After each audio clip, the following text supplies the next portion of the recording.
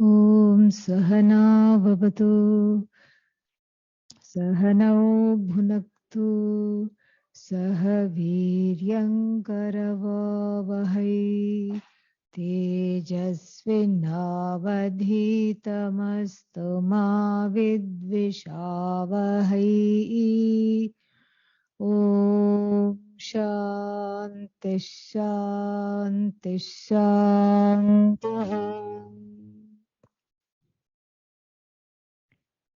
Namaste and welcome to this wonderful weekend of healing. That is what the theme of this whole retreat is. And not a moment too soon, especially because of a very practical reason, which I'm sure Swami Sitaji has in her wisdom thought about, is that around the holidays, there is a lot of unrest that comes up, and it is a good time for the healing of the mind and also the body because we eat so much. And so that is the theme. And today's topic is something called in the duality. What that is and what to do about it is some few thoughts I would like to share this wonderful morning. Very happy to be here. It's always a delight and a privilege. The Shastras, which mean the teachings, talk about two kinds of dualities. One we can call outer duality, and about that we need not say too much because it is all around us. Each person is different. There are many bodies in the room, there are many minds in the room. Sometimes there are more minds than the number of bodies present.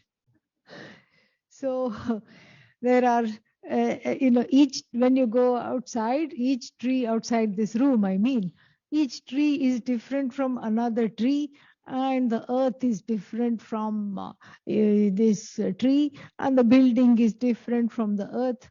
That over about duality, which in Sanskrit is called Dvaita, we don't need to be taught about Dvaita. We are experts on Dvaita. So this outer duality, we don't need any kind of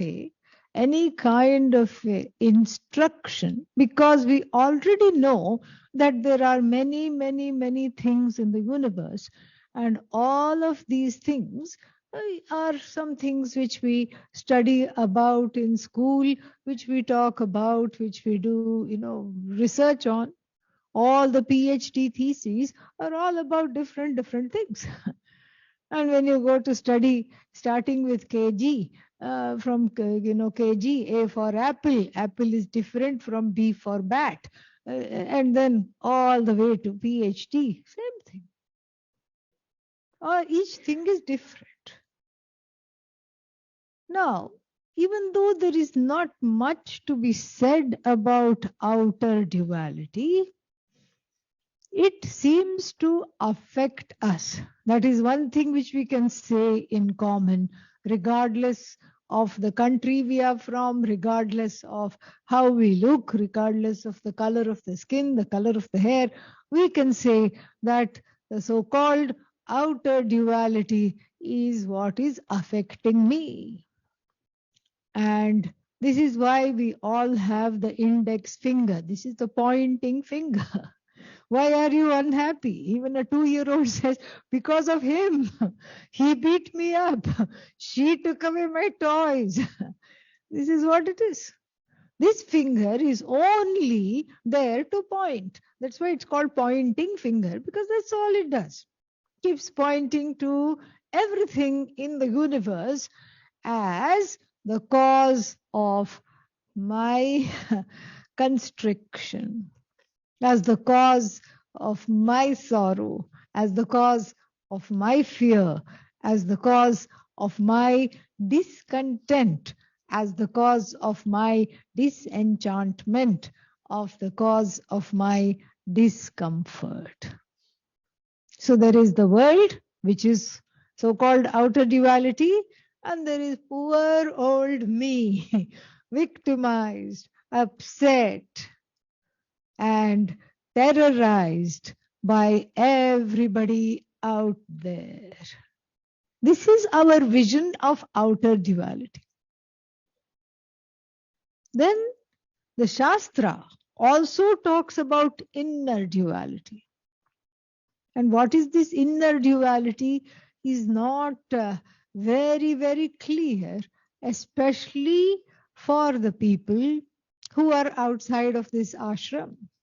Meaning, everybody, the masses in general, because when there is not enough space or interest in any kind of a reflective practice and internal practice, what happens is that the outer duality becomes the entire focus of one's life, and one goes from womb to tomb fighting against that outer duality. That's what is the main thing. And the child keeps on pointing and fighting. And then what? From age 2 to age 92, it's the same thing. Blaming, blaming, blaming, fighting, fighting, fighting, striving, striving, striving for some kind of peace and some kind of a sense of equanimity. The inner duality is available because of a lot of privilege. Really, it's a big privilege to be aware of the fact that there is something wrong here. And why is that a privilege? Because the Shastra itself points out, the Bhagavad Gita itself points out, Lord Krishna in the beginning of the 7th chapter says, Manushyanam sahasreshu kaschidyatati siddhaye yathatamapi siddhanam kaschin mam vetti tatvatah. Meaning, out of thousands and thousands of human beings who are obsessed with outer duality and who are terrorized and victimized by it, who feel victimized by it, only one among the thousands is interested in knowing me, in understanding that there is something else other than this, being born with a pair of boxing gloves and boxing one's way through lifetime after lifetime. There is that awareness. And that awareness is because, or partly because of karma. There is, in some ways, one comes with it's like renting a car, and then when you rent a car in this country, you get a full tank of gas. Afterwards, you have to fill it up, after you drive. But it comes with some petrol already in it. And so too with the karmic petrol of good karma that helps you to move forward and what is this good karma? Actions which are in keeping with dharma, with what is correct, what is right, what is appropriate, what is good for oneself, all these kinds of actions. So the effects of these kinds of actions, what happens to them? They come back in the next life, like what we say in Sanskrit, kavacha, like a protective shield, protecting oneself from being too much influenced and afraid of and consumed by outer duality. This is a very nice thing. So part of it is karma and part of it is one's own purushartha. Purushartha means one's own initiative, because that karmic protection, and which is in the form of the human birth, which is in the form of a desire to visit an ashram, to start a course of study about oneself. All this is already there. It's a gift. It's a gift. And then with that, I help those flames. I help fuel those flames with my own initiative. And for such people, there is this understanding that there is something terribly wrong. Two kinds of things become very clear. One, there is something terribly wrong. Two, I need help. That's very important. It's not a sign of weakness to understand that one needs help. Actually, it's a sign of intelligence and strength. These two things come together. Something is terribly wrong and I need help. That is the subject matter of the first chapter of the Bhagavad Gita, where we see an agitated and a completely almost demented Arjuna not acting like himself at all. Not at all acting like himself. First, he is in denial. First, he is full of aplomb. First, he goes and treats Lord Krishna, who is driving the chariot, like a chauffeur.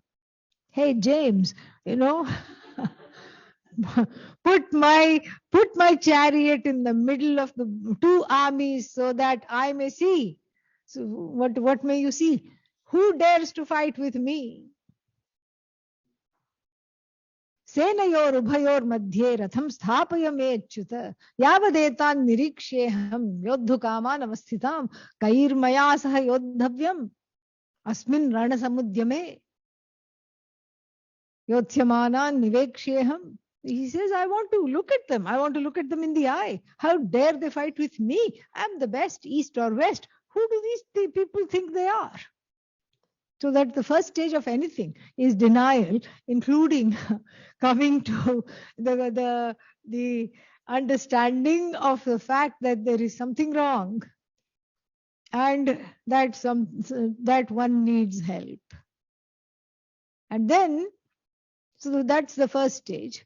Then Lord Krishna complies. Lord Krishna does not get all riled up and say, how dare you, and look at me like this, and how dare you address me like this? Don't you know I'm Bhagavan? Don't you know even the Bhagavad Gita says, Shri Bhagavan Uvacha, the Lord said. In nowhere does it say Shri Krishna Uvacha.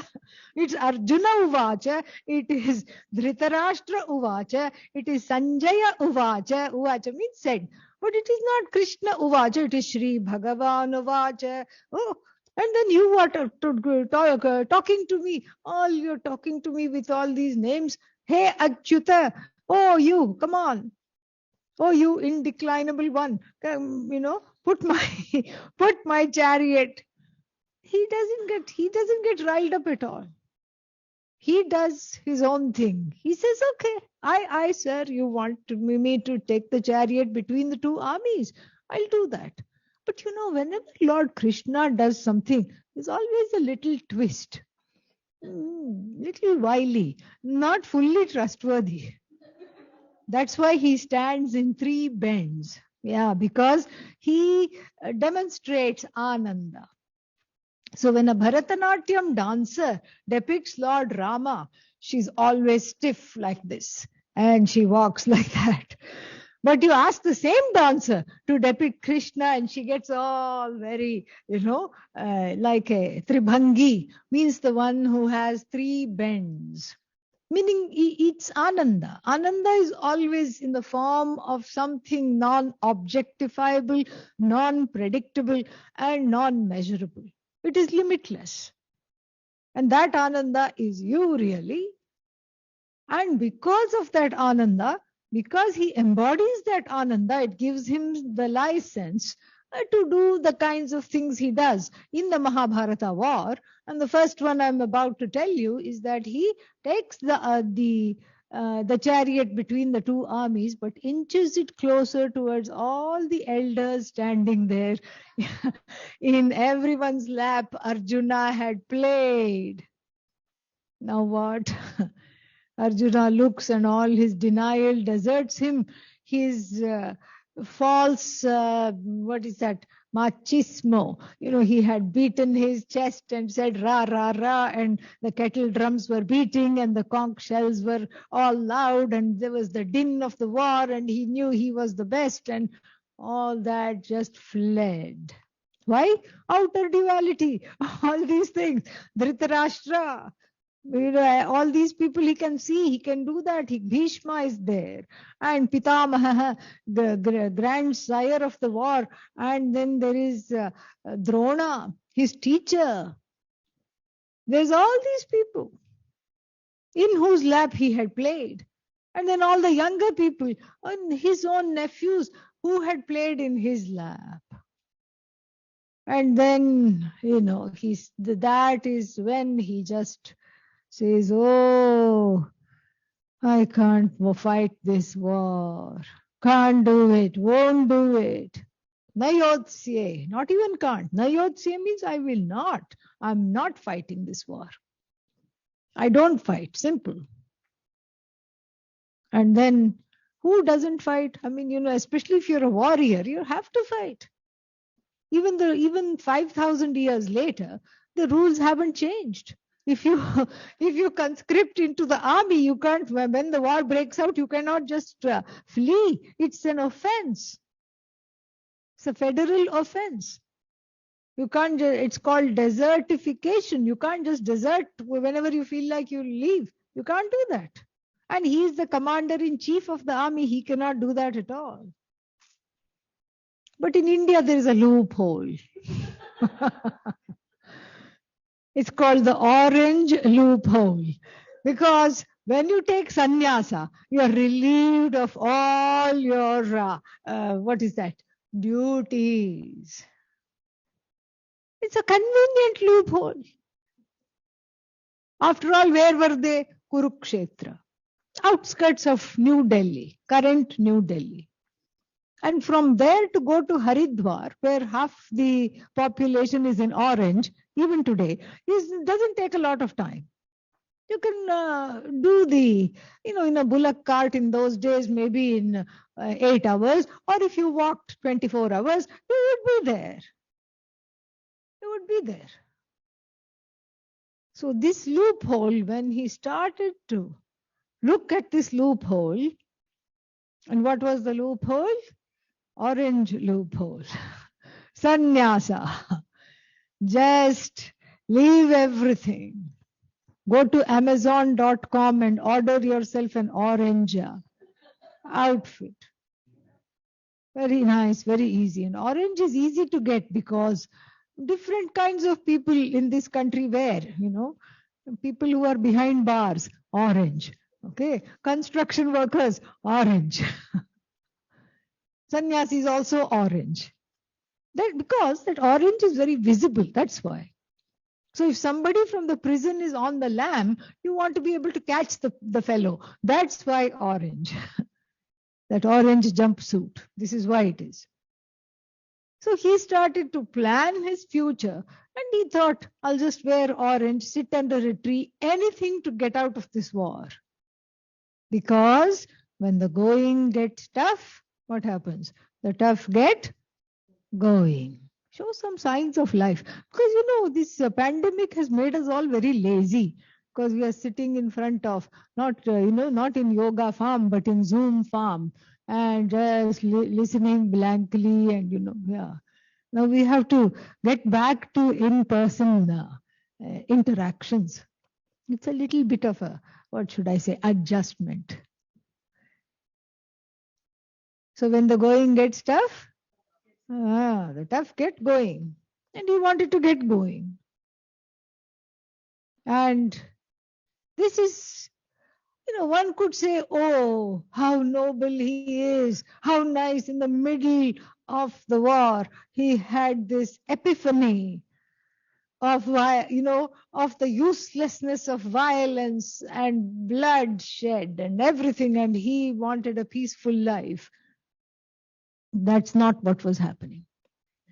Because he had a peaceful life. 12 years he was banished in the forest. He would have come across many sadhus. He could have taken sannyasa in any of those 12 years. He chose not to. So 12 years he spent bloodthirsty, keeping the powder dry, chanting the mantras for all the missiles, because in those days they had in mantra-powered missiles for them to work. Then what happened? Then all his courage, his aplomb, suddenly, unexpectedly deserted him at the time of need, and he thought of running away. But somehow he knew that was not correct. Not correct to run away. Not correct to take to a life of sannyasa, which of course the Lord iterated that in the second chapter, in the middle of the second chapter, avachya vadamshcha bahun vadishyanti tavahitaha nindantastava samarthyam tato dukkhatarannu kim.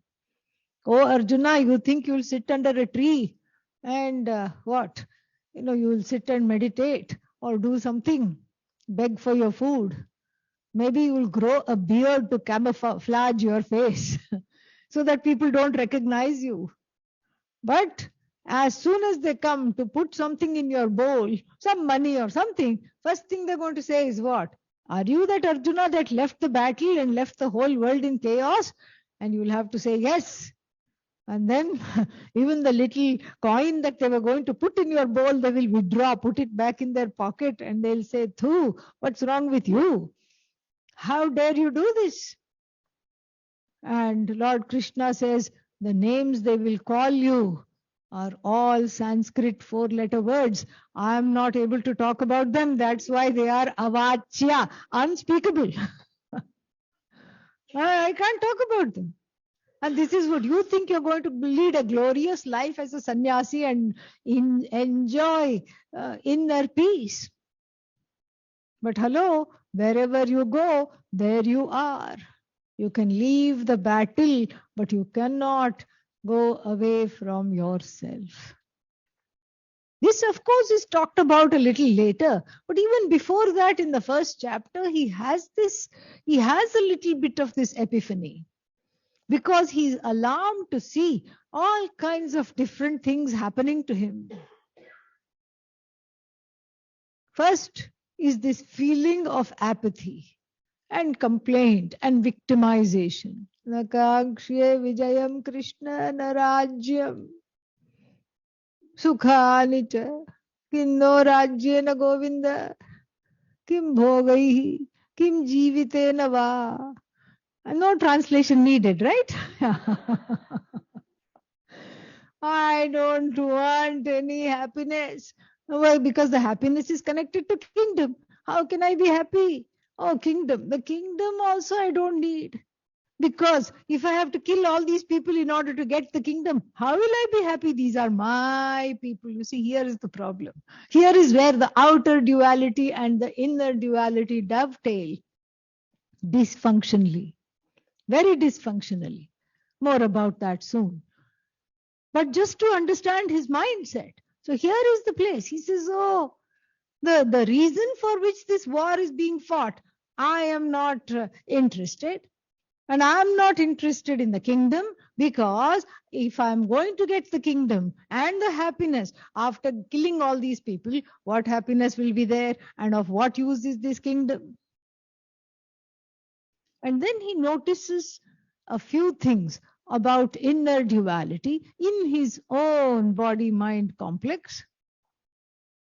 So he says, suddenly he has fever. Thankfully, it was not COVID, because it was not there then. So he says,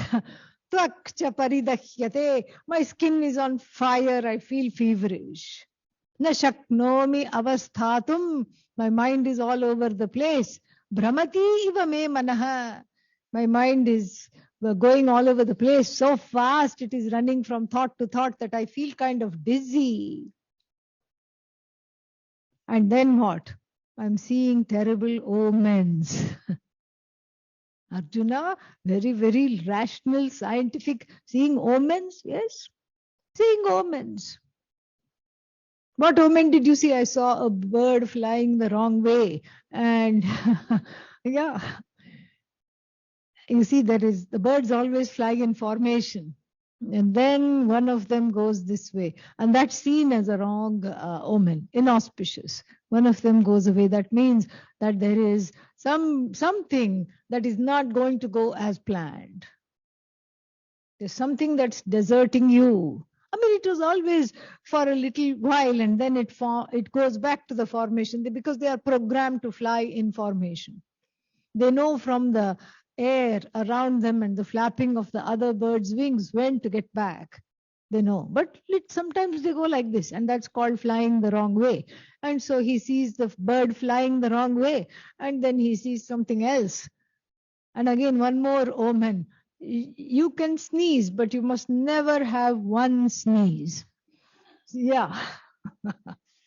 So if you're going for some, good thing, like you're going to, for a job interview, and the neighbor is pruning the trees right there and sneezes once, you have to go back, sit down, go to your altar, pray, drink a little bit of water, and then depart.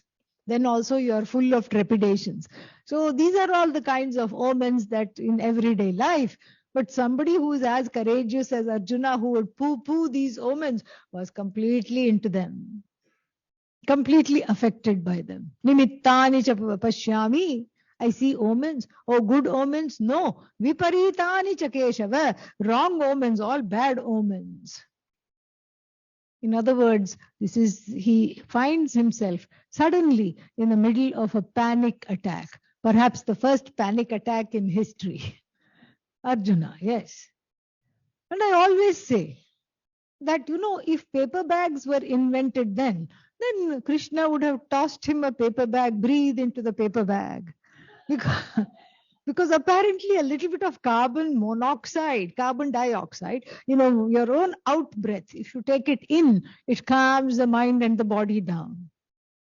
But since the paper bag was not invented, we have the entire Bhagavad Gita all to ourselves. Isn't that wonderful?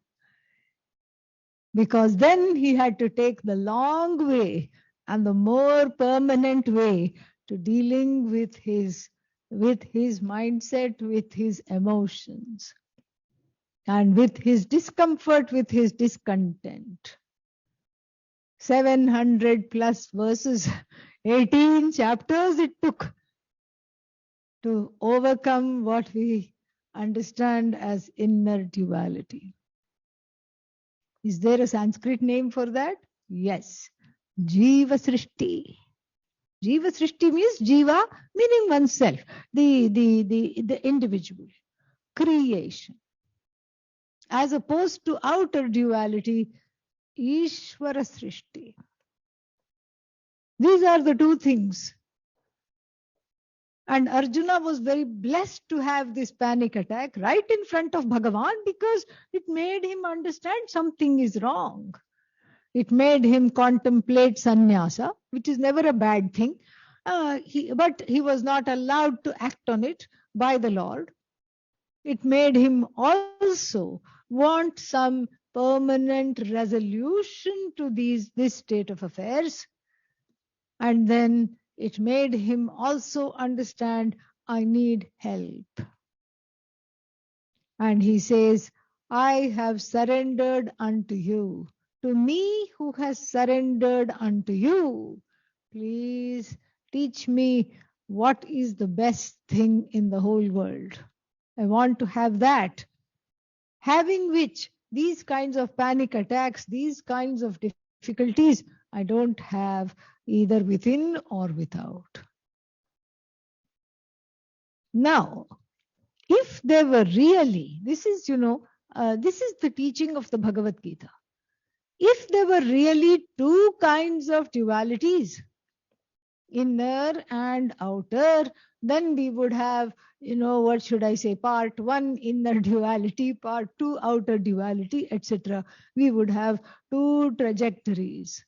First, we have to deal with how to overcome difficulties with regarding to the outer duality, symbolized in the Bhagavad Gita by who are these people? Bhishma, etc. The Kauravas. The Kauravas means the baddies, the bad people on the other side, Duryodhana, etc. The villains, the usurpers of the kingdom, the terrorizers of the public. These were the people. So we would have to have a whole treatise dealing with that, and then we would have to deal with the inner duality separately. But we find, and you don't need a PhD to understand that the two often connect to and ricochet off one another. How? One day you wake up and somehow, as a blessing from Bhagavan, you find yourself in a fantastic mood. You slept well, you are rested, and you are happy for no reason at all. The credit card debt remains on that credit card. Student loans not yet paid fully. And then what else, And then everybody else is the same in your life. And but still, somehow you are enjoying some peace and quiet, you're enjoying some inner space, you're happy. So much so that when you go out, when you're driving in the car, somebody cuts you off rudely and you say, Jane do, means let it go. I let this go. It's okay. Maybe that person was having a bad day. You are compassionate. You are loving. All of a sudden, there is love in the heart. Where was it before? I don't know, but I find it here suddenly. If somebody even disses you, this is a new word, okay? Yeah, disses means disrespects you. You are able to wash that off and say, it's okay. It's all right. And compare this to another day where all those things which we talked about are so many triggers to just, darken the whole experience like an eclipse coming on the head. The mood is all off. One is angry, one is upset, one is fearful, one is tearful, and all one wants is to just go away somewhere. This is how it is. Why is it like this? Nobody knows. At least it is not discernible. Which brings us to a very, very important point. And what is that point? This inner duality, if it were real, would always be there. I would always be holding cudgels against the world. I would always be mad at the universe. And certain things which I don't like, my dveshas, would always, always, always trigger me. This is the thing. This is what one would, expect. But there is contradiction. Vyabhichara, there is a very big contradiction. Sometimes there is no personal rain cloud that is making my mood all angry, upset. Sometimes there is a rain cloud, sometimes there is an eclipse, sometimes there is no eclipse. This itself shows that there's some kind of a discrepancy. Which me is real? That is the question.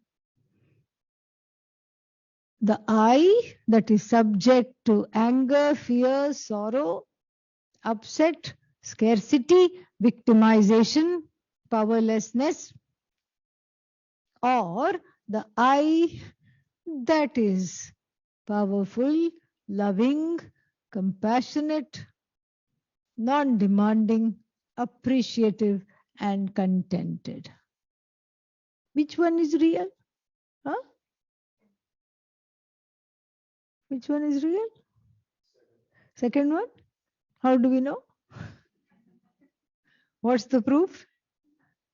How do we know that that the compassionate, non-demanding, approving, and appreciative, loving person is the real me. How do we know that?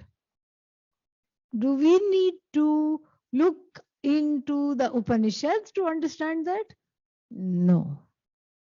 I already know that.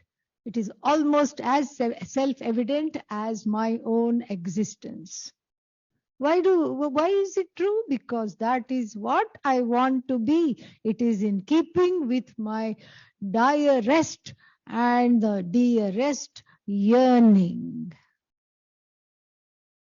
Even the most unloving person will say, I wanted to be loving in this situation, but I could not.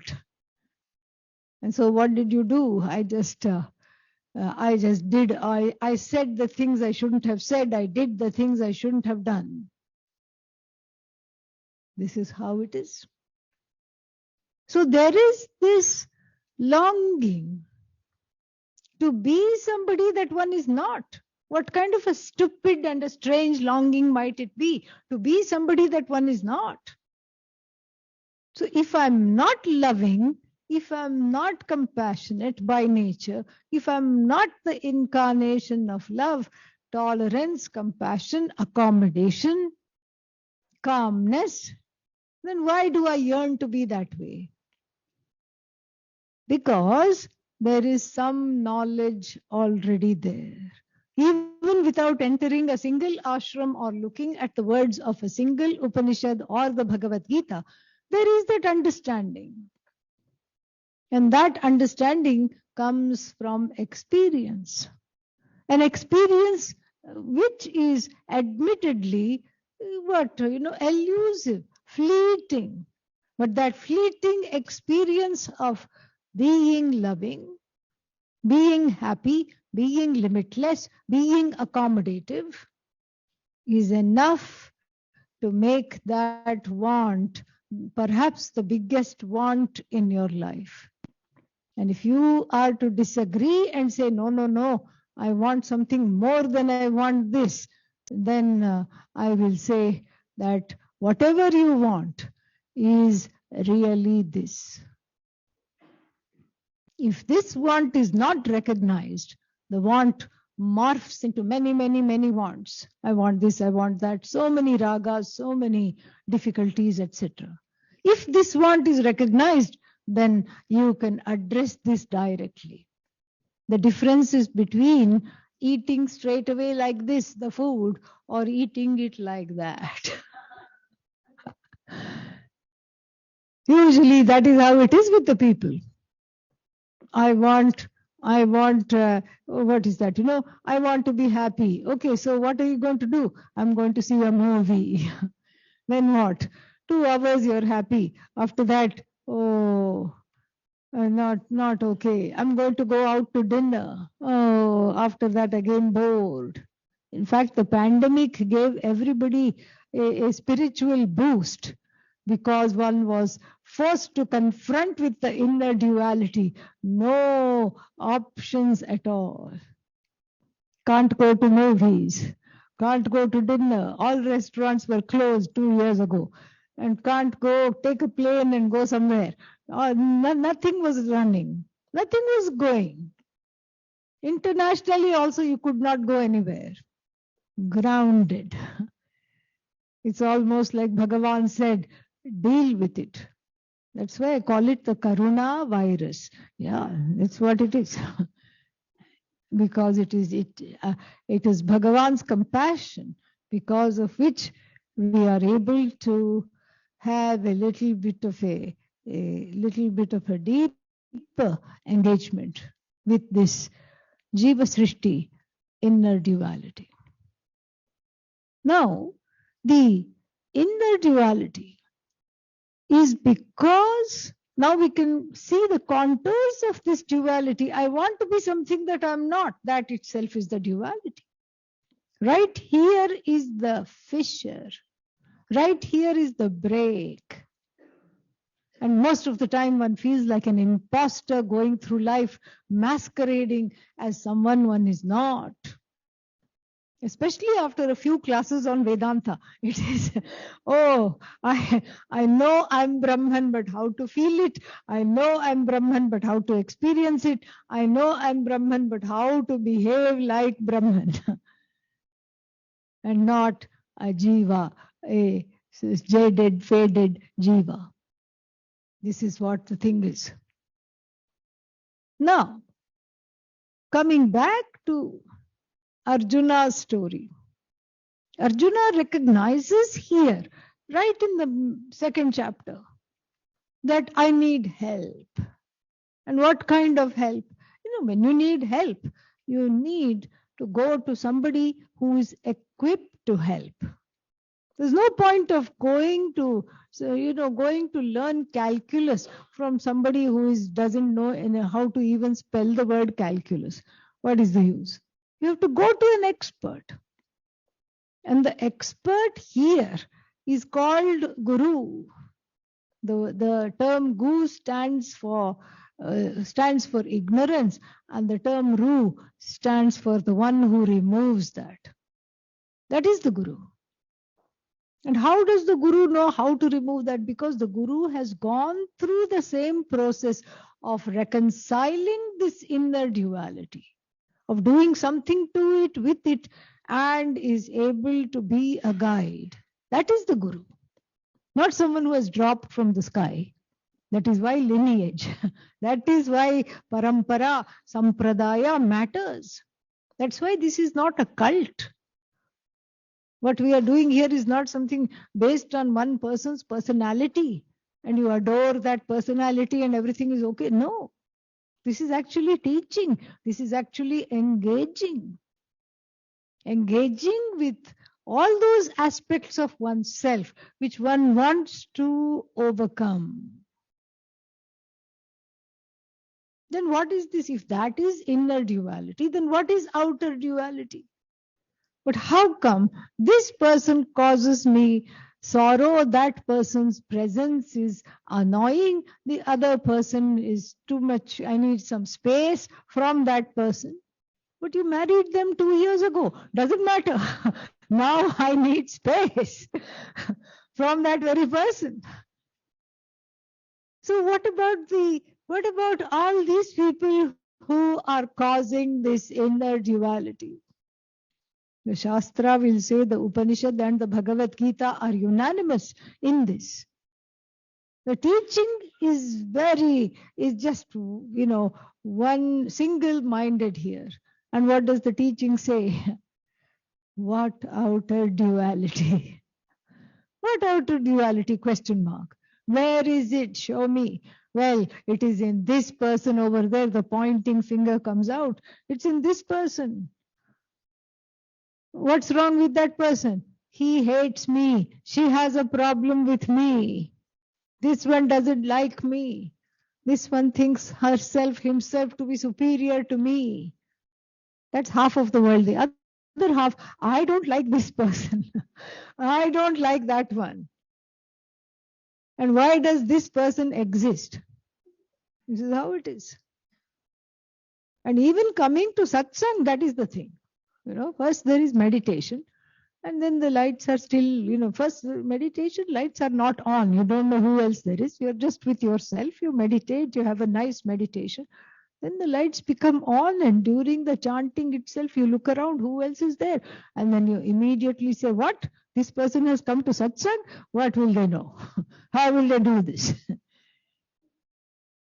They're getting angry all the time. Already, in passing that judgment, my mood is completely off. You see what has happened.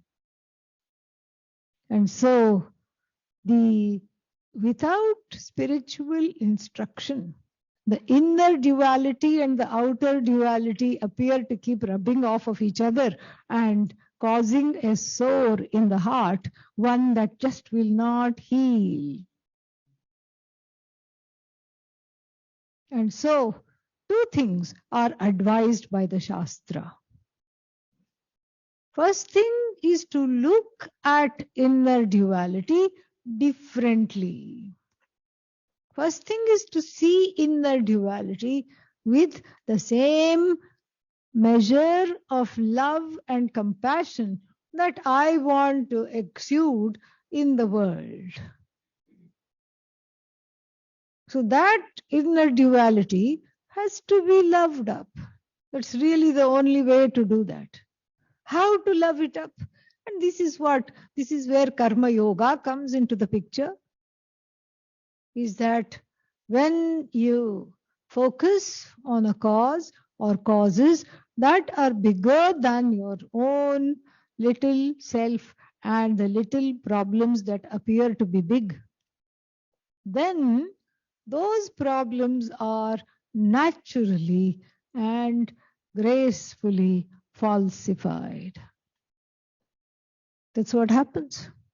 A life of a Vaidika, meaning a person connected to the Vedic tradition, was so busy morning to night. Starts with Homa. First thing in the morning, Homa. And then what? Then there are so many duties.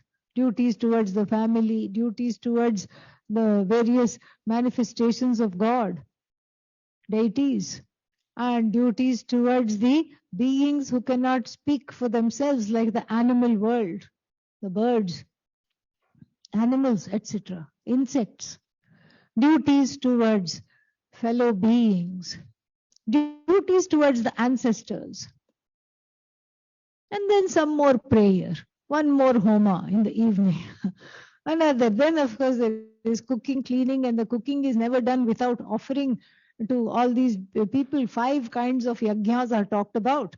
And then after that, one is so tired, one goes to sleep.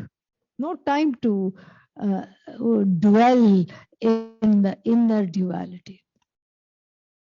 Because dwelling in the inner duality is living in a place that is not your home. So if you move into a place with moldy walls, no windows, and something is running somewhere, leaking water, and the place is a mess, somebody has not cleaned up, and you move in there, can you feel at home? Absolutely not.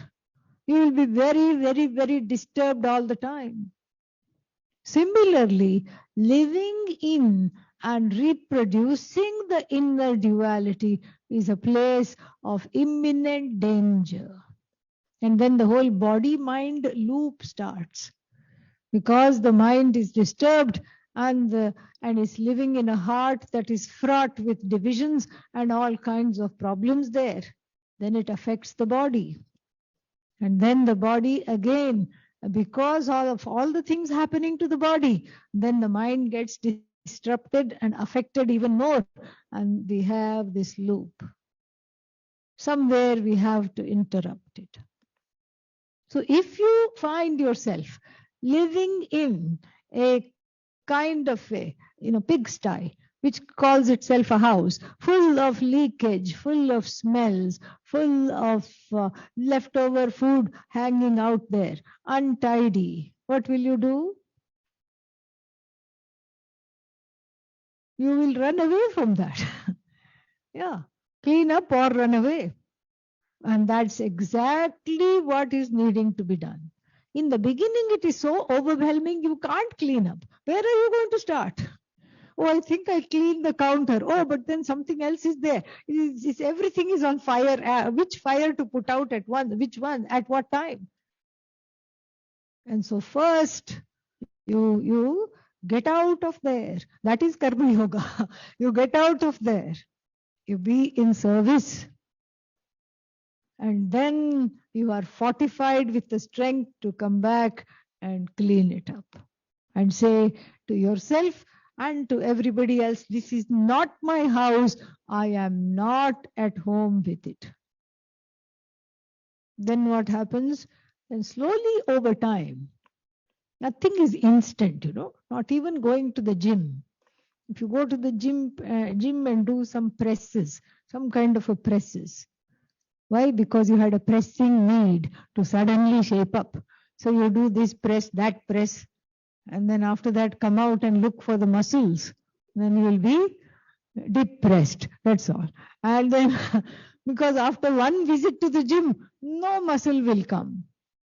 Second day, oh, do I have muscle? What is the answer? No. Third day, no. After 1 month of going regularly, no cheating, going regularly. Same thing with yoga. One day you do asana practice, nothing will happen. No, it'll be you'll be calm. That's all, which is nice. Even if you are not calm, other people around you will be happy because you are out of out of the equation. They don't have to deal with you because you meditated and did yoga. See, yoga is social service. Ah. Other people also benefit. There's one more reason to do it. So then, so what to do now? Because there is this urgency, and that urgency is directed outwards in a very prescribed way, in a very beautiful way. It is directed outwards so that one can be, one can have some kind of a, what's its name? One can have some freedom. One can have some freedom from that pain and from that sorrow to be able to look at the house and see where to start. So it's a lifelong program. Sometimes you have to reserve 2-3 lifetimes for that. So there is no rush. What's the rush? Because how many lifetimes have we spent in this kind of a dissonance between inner and outer duality? Nobody knows. So there is no rush. There is no need to hurry. You can just go slowly. You have the time. What is there? So that is how to deal with this inner duality. What about outer duality? That also starts to resolve because, again, in the light of the teachings, and these teachings are found from the seventh, so all over the Bhagavad Gita, really, but in particular between the 7th and the 12th chapters, which talks about the outer duality, Ishvara Srishti, from a very startling standpoint. Startling meaning one is not used to seeing it that way at all. One thinks of the world coming to get me. Even in the horror scope, if we can say that, the planets are in the wrong place. Shani is all wrong. Shani means Saturn.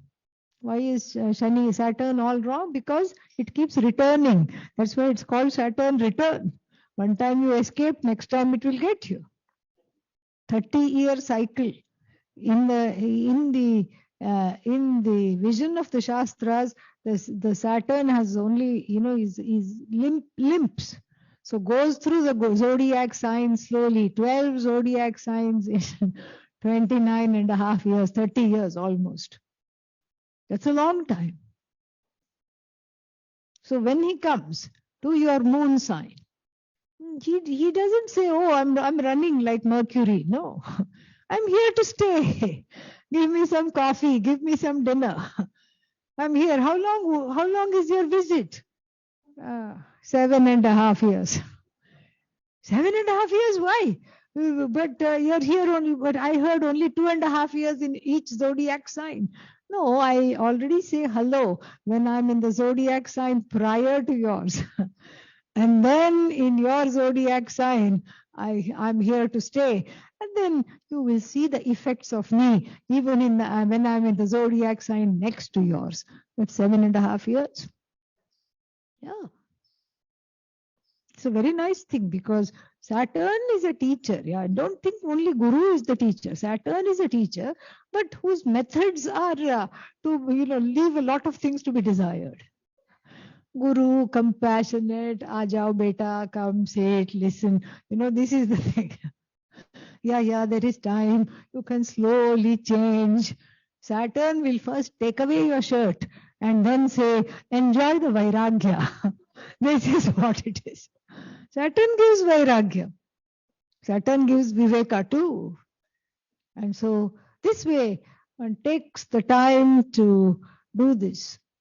But the outer duality, is something which is fascinating, how to deal with outer duality, because all these things in one's, which become the subject matter of one's complaints, starting, as I said, with one's horoscope. Planets are in the wrong place. And then what else is in the wrong place? I was born in the wrong family. None of the people are like me. Nobody is interested in yoga. Nobody is interested in Vedanta. Why should they be like you? No, I'm so uncomfortable. I must have been adopted. Everybody thinks that. And then everybody at some point or the other thinks that. Even the parents think that. Like maybe there was some exchange in the hospital. How come this one came through me? They also are secretly thinking that. Okay, so I don't fit in the family. I don't fit in the world. I don't fit. Even my horoscope is not mine. It's just all wrong. I don't fit with other people. Then where do you fit? That's a very fitting question because I don't know where I fit. And so the outer duality really seems to be insurmountable for these reasons. But in the Shastra, it is depicted as something inevitable. And whatever is inevitable has to be radically accepted. What other option do you have? No, I'm not going to accept it. Okay, fine. Like a person who had done a crime was told, you are being arrested for such and such. They'll have some, list of things that the fellow did. You are going to be taken to jail for these crimes. No, I'm not going to accept it. Is that going to make a difference? Is this fellow's non-acceptance going to make a difference about how long this fellow will be incarcerated? No. Whether you accept it or not is not going to make a difference. In fact, if you don't accept it, you have chosen to trigger again another attack of inner duality. You have tripped on the wires of inner duality again and fallen flat on your face. So what to do? That which cannot, if you can change it, no problem. We are talking of the circumstances that cannot be changed. Your birth cannot be changed. You cannot say, I wish I was a bird. You're not a bird. You're here. You don't have wings. At the most, you can buy a plane ticket. That's all. You don't have wings. Or you can go skydiving. That's all. And taste your lunch a second time. That's all you can do. That's all you can do. You can't change that. Oh, I wish I was not the eldest because I have to be responsible. You can't change that. I wish I was not the youngest because I only wore hand-me-downs. You cannot change that. I don't like my parents. You cannot change that. They were terrible. You cannot change that.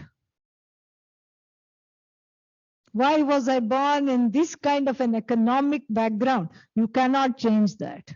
Why was I not born in India? Many people from America keep saying that, especially the spiritual-minded people. And then the people in India are all of them, half of them are waiting in the American consulate in a long line. I want to go to America. I wish I was born in America. This is what it is. Why am I in a man's body? Very difficult to change. You can change, but it is difficult. Why am I in a woman's body? Again, this is how it is. This is how it is. What is the it? The it stands for Ishvara, Bhagavan. What is Ishvara. This is the teaching of the Upanishad. That which I cannot control, or that which is inevitable, that which cannot be changed, is part of a universal law. starting with one's own karma, starting with one's own body. You can't change your body. You cannot change so many things about it. Color of skin, so many things you cannot change. And so this is what we say is a manifestation of Bhagavan, not a mandate of Bhagavan. Mandate means there is some guy in the sky giving out orders, and that gives a lot of, that causes a lot of pain. Because why is somebody else favored and why I am not favored? Those questions which are unanswerable keep coming. And God becomes no different than authority figure, like primary caregiver who turned into a primary scaregiver. This is what happens. So therefore, we don't say it's a mandate. The world is a mandate of God and the laws of the universe are a mandate of God. No, it's a manifestation of Bhagavan.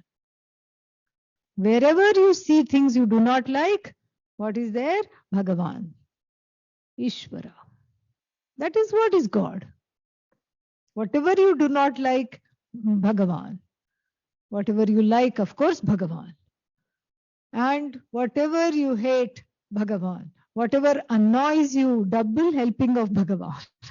Adversity in life, triple helping of Bhagavan. Difficulties that appear to be insurmountable, again Bhagavan. Quadruple servings of Bhagavan. More difficulties means more Bhagavan is in your life. That is a very good way to look at it. Everywhere is Bhagavan. And this is the subject matter from the 7th to the 12th chapter. And there is a very nice peak in the 10th chapter where all the wonderful things, Bhagavan says, it's not you, it's me.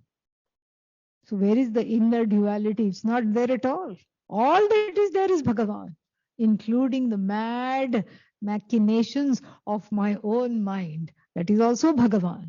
In fact, when you say, I am sad, then what? I'm lonely. And I'm lonely because I'm sad because I'm lonely. Again, that inner duality loop is starting. But then extricate yourself, get back to the place of the Sakshi, the witness. And what do you see? You see that if there is this particular background, then these feelings of dismal sorrow will be there. If there is a particular background, there will be loneliness. Given this background, I can't, and given these issues of my childhood, I cannot but be sad in this situation, which was a trigger. When I come to that understanding, immediately there is redemption because I'm not looking at my mind, I'm looking at my mind as a manifestation of Bhagavan. There is something general. There is no me anywhere there. There is only you, which is Bhagavan. This is how it is. That is why psychology, the study of the mind, it is Bhagavan. It's not any one person's loneliness or another person's anger, third person's sorrow. Loneliness doesn't belong to you. Anger doesn't belong to you. There is a law there. Given that things don't go my way, I get angry. This is a law. And everybody, somebody in China, same thing. Somebody in Australia, same thing. Somebody in South America, same thing.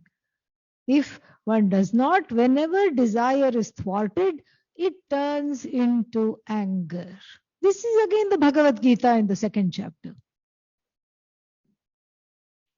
Sangat sanjayate kamah, kamat krodho bhijayate.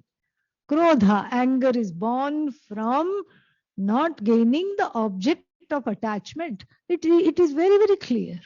It's a universal law. And when I look at the mind from that standpoint, the inner duality flies away. There is no inner duality. There is no you. There is only Bhagavan. And therefore, the prayer of every mumukshu, seeker of freedom, every jignasu means the seeker of knowledge. Are they two different people? No.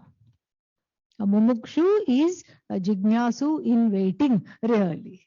So first one says, I want out, I want out. And in order that, what does that out mean? I need to study. I need to have a radical transformation of my life in order to make this change. This is what it is. That is the jignasu, the desirer of knowledge. And so the prayer for every mumukshu, the prayer for every jignasu should be, O Bhagavan, Hey Bhagavan, O Lord, let there be more of you and less of me in me. More Bhagavan means more compassion. More Bhagavan means I'm an embodiment of love. More Bhagavan means more accommodation of things, people, and situations I cannot handle. More Bhagavan means more peace. More Bhagavan means more surrender. More Bhagavan means less conflict. Let there be more of you and less of me. What is this me? Why me? That me. Okay. Victimy, that me. And the one who feels I have so many problems, that me. The one who is disempowered, that me. Let there be less and less of that me and more of the me that I really want to be. I will say the closing prayer and we can have a few questions if people want. Om Purnamadav Purnamidam Purnat Purnamadachyate Purnasya Purnamadag Purnameva Vishishyate Om Shanti Shanti Shanti Harihi Om Shri Gurubhyo Namaha Harihi Om